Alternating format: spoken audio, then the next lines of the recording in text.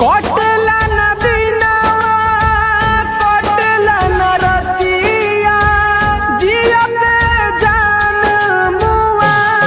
गइलू तू दिलवा लगा के भुला गइलू तू